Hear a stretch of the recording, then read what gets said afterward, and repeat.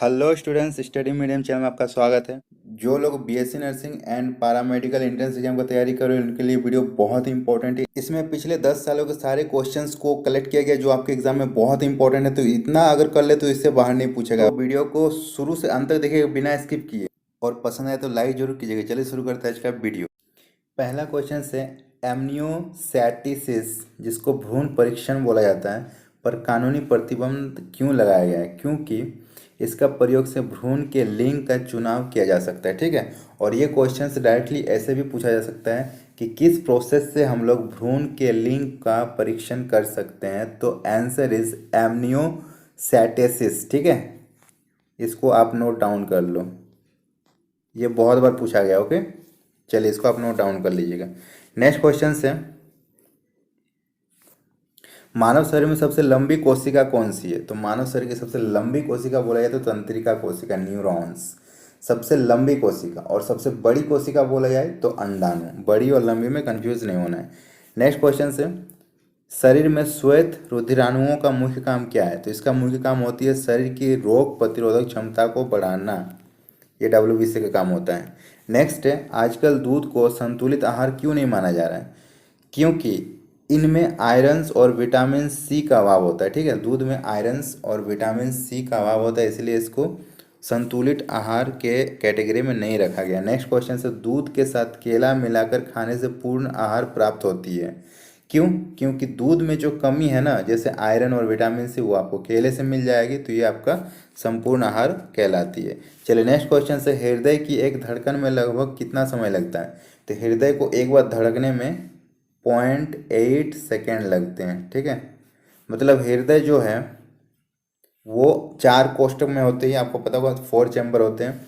तो ये जब पिचकती है तो यहाँ पे जितने भी ब्लड है, यहाँ पे वाल्व लगे होते हैं। ठीक है, यहाँ भी वाल्व लगे होते हैं, उस वाल्व के थ्रू ये निलय में आती है। ठीक है, यहाँ पे आती है, और यहाँ का ब्लड जो है यहाँ पे आती है।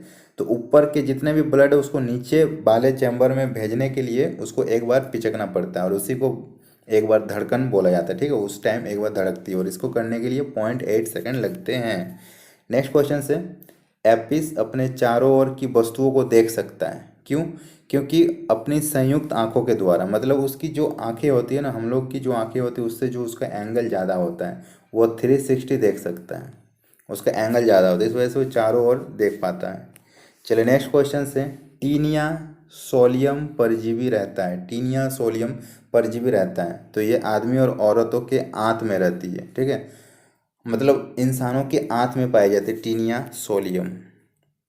नेक्स्ट क्वेश्चन से, आलू की आंखें उपयोगी होती है। तो ये उपयोगी होती है कायिक प्रवर्धन के लिए। ठीक है, नेक्स्ट क्वेश्चन से, क्या कारण है कि अदरक जड़ नहीं तना है? अदरक जड़ नहीं है, वो तना है, क्योंकि इसमें गांठें और पोरियां होती है। गांठ और पोरियां होने की वजह से वो जड़ के कैटेगरी में नहीं आती है। नेक्स्ट क्वेश्चन से, क्लोरोफिल प्रकाश के घटक को परिवर्तित कर देता है।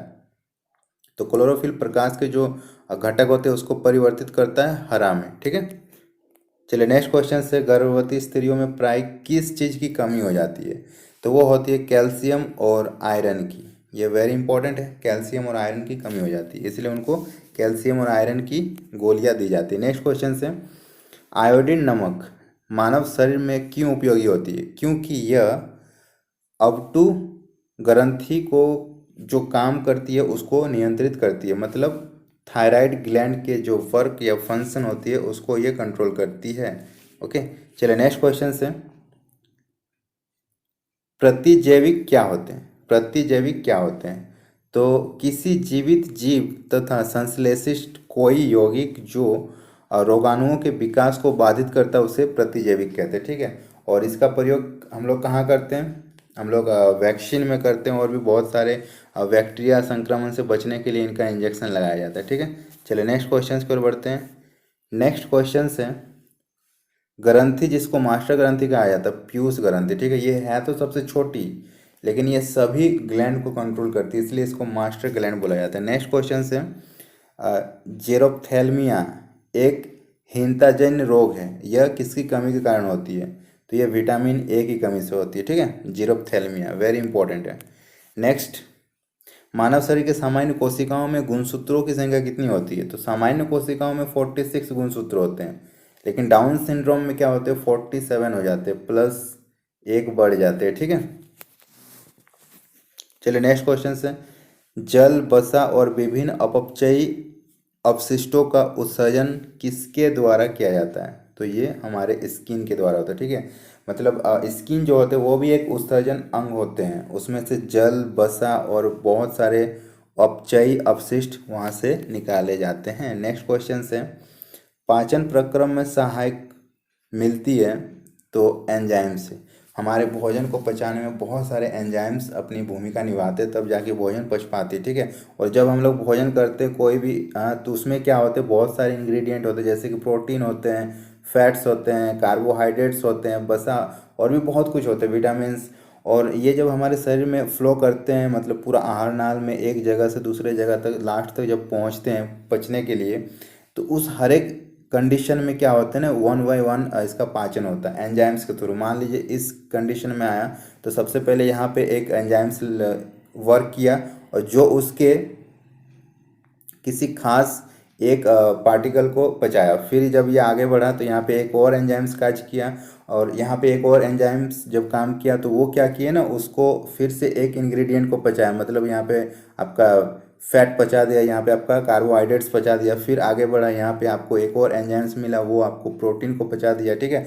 और हर स्टेप में क्या होता है ना, थोड़ी थोड़ी आंशिक पचते हुए जाते हैं, मतलब यहाँ पे कार्बोहाइड्रेट्स पचा तो इसका मतलब ये नहीं कि प्रोटीन और फैट्स नहीं पचा, उसको भी थोड़ा सा पचाया गया आंशिक रूप से। जब यहाँ पे गया तो यहाँ पे फैट्स को ज़्यादा ध्यान रखा गया, ठीक है, और यहाँ पे जब गया तो फिर प्रोटीन्स को ज़्यादा, इस तरह से धीरे धीरे पचते हुए आगे बढ़ती है। और इन सब भूमिकाओं में जो एंजाइम्स होते हैं वो अपना भरपूर योगदान देती है। नेक्स्ट क्वेश्चन से, कार्बोहाइड्रेट शरीर के किस रूप में असंचित होती है? तो कार्बोहाइड्रेट जब मान लीजिए हमको जितना ज़रूरत है उससे ज़्यादा हम लोग जब गेन कर लेते, कंज्यूम कर लेते, तो उनका स्टोरेज किया जाता है। उसका स्टोरेज इसलिए किया जाता है कि अगर हम कुछ समय तक बिना खाए भी रह सकते हैं, हमको कोई एनर्जी लॉस फील नहीं होती, क्योंकि जब वो स्टोरेज एनर्जी होती है उसका उस टाइम यूज किया जाता है। जब हम लोग फास्टिंग रखते हैं तो उस टाइम देखोगे आप 12 आवर तक आप बिना कुछ खाए रह सकते हो, तो उस टाइम क्या होता है ना, हमारे शरीर में जो स्टोर होती है एनर्जी वो यूज होती है, और वो स्टोर किस रूप में होती है, ग्लाइकोजन के रूप में।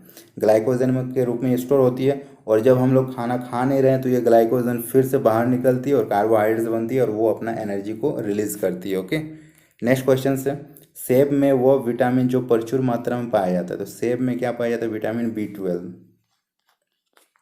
ठीक है, और ये बहुत ही रेयर होती है और इसलिए सेब खाना बहुत जरूरी है। नेक्स्ट क्वेश्चन से, सौर ऊर्जा का रूपांतरण किस दौरान रासायनिक ऊर्जा में होता है? सौर ऊर्जा का रूपांतरण किस दौरान रासायनिक ऊर्जा में होता है? तो प्रकाश संश्लेषण के दौरान। ओके, नेक्स्ट क्वेश्चन से, जन्म के बाद मानव में किस ऊतक में कोई कोशिका विभाजन नहीं होती है? तो आपको पता होगा जब इंसान जन्म लेती है तो वो इतनी छोटी होती है, 1 फीट की होती है, उसका वेट ऑलमोस्ट 3 to 4 kg होती है, और 15 से 20 साल में वो क्या होते हैं, 5 फीट के हो जाते हैं, और उसका वेट भी करीब 40 to 50 kg हो जाते हैं। तो इसका रीज़न क्या है? क्योंकि इसमें सेल डिवीज़न हो रहा है, कोशिका विभाजन हो रहा है, और वो कोशिका विभाजन उसको विकास कर रही है। ये शरीर के हर एक पार्ट में होती है, लेकिन एक पार्ट को छोड़ के, वो है तंत्रिका, ठीक है। तंत्रिका का कोई कोशिका विभाजन नहीं होता, मतलब न्यूरॉन्स जो होते हैं उसका कोई सेल डिवीजन नहीं होते। ये वेरी इंपॉर्टेंट क्वेश्चन है। ओके, नेक्स्ट क्वेश्चन है, मानव शरीर में डिहाइड्रेशन डैश की कमी के कारण होती है? तो जल की कमी के कारण होती है। नेक्स्ट क्वेश्चन से, मानव गुर्दे का रोग होता है, तो ये होता है कैडमियम प्रदूषण के कारण, ठीक है। कैडमियम प्रदूषण के कारण मानव के गुर्दे में रोग होता है। ओके, चलिए नेक्स्ट क्वेश्चन से, कौन से प्राणी का स्नायु तंत्र तो होता है परंतु मस्तिष्क नहीं होता? ये वेरी इंपॉर्टेंट है। स्नायु तंत्र होते हैं लेकिन ब्रेन नहीं होता, तो वो होता है स्टारफिश का। स्टारफिश का ब्रेन नहीं होता। नेक्स्ट क्वेश्चन से, जम्हाई आती है, ये क्यों आती है? आप बैठे बैठे लेते हो जमाई, तो वो क्यों आती है? तो रक्त में जब CO2 की अधिक सांद्रता हो जाती है तब जमाई आती है। ओके, रक्त में जब CO2 की सांद्रता बढ़ जाती है तब आप जमाई लेने लगते हो। नेक्स्ट क्वेश्चन है, रक्त परिसंचरण की खोज किसने की थी? तो वो की थी विलियम हार्वे ने। एंड नेक्स्ट क्वेश्चन है, मानव शरीर का कौन सा भाग परमाणु विकिरण से सर्वाधिक प्रभावित होता है? तो ये होती है हमारी स्किन। स्किन में सबसे ज़्यादा परमाणु विकिरण का इफेक्ट होता है। नेक्स्ट क्वेश्चन से, मानव शरीर की कोशिकाओं में पाया जाने वाला मुख्य पदार्थ कौन सा है? तो वो है प्रोटीन। मानव शरीर की कोशिकाओं में सबसे ज़्यादा प्रोटीन पाया जाता है। नेक्स्ट क्वेश्चन से किस रोग में एस्पिरिन का प्रयोग निषेध है? तो किस रोग में एस्पिरिन का प्रयोग नहीं करना चाहिए, वो है वायरल बुखार। ठीक है, चलिए नेक्स्ट क्वेश्चन से, टेटनस रोग फैलता है, तो ये संदूषित खाद्य द्वारा फैलता है। ठीक है, नेक्स्ट क्वेश्चन से मानव त्वचा को रंग देने वाला वर्णक कौन सा है? तो मानव त्वचा को रंग देने वाला वर्णक होता है मेलानिन। ये मेलानिन की वजह से किसी का जो कलर होता है वो आइडेंटिफाई होता है, कोई ब्लैक होता है, कोई वाइट होता है, कोई दोनों के बीच में होता है, तो मेलानिन की वजह से होता है। चलिए नेक्स्ट क्वेश्चन से, मानव हृदय बंद किस में होता है? तो हृदय आवरण में मानव हृदय बंद रहता है। ओके, नेक्स्ट क्वेश्चन से, रिंग वर्म फैलाने वाली बीमारी है, तो ये कवक के द्वारा फैलाने वाली बीमारी होती है। ठीक है, नेक्स्ट क्वेश्चन से, फेफड़े से हृदय के लिए रक्त को ले जाने वाले रुधिर वाहिकाओं को क्या कहा जाता है? तो उसको कहा जाता है फुफ्फुस शिरा। ठीक है, फुफ्फुस शिरा ये क्या करते हैं, फेफड़े से ब्लड को हृदय तक ले जाती है। वीडियो यहीं तक है, अगर पसंद आया तो लाइक कर दीजिएगा, अपने फ्रेंड के साथ शेयर कर दीजिएगा, और सारे पार्ट देखना हो तो डिस्क्रिप्शन बॉक्स में जाइए, आपको प्लेलिस्ट का लिंक मिल जाएगा, और चैनल को सब्सक्राइब जरूर कर दीजिएगा। चलिए मिलते हैं नेक्स्ट वीडियो में, तब तक के लिए bye bye, thanks for watching.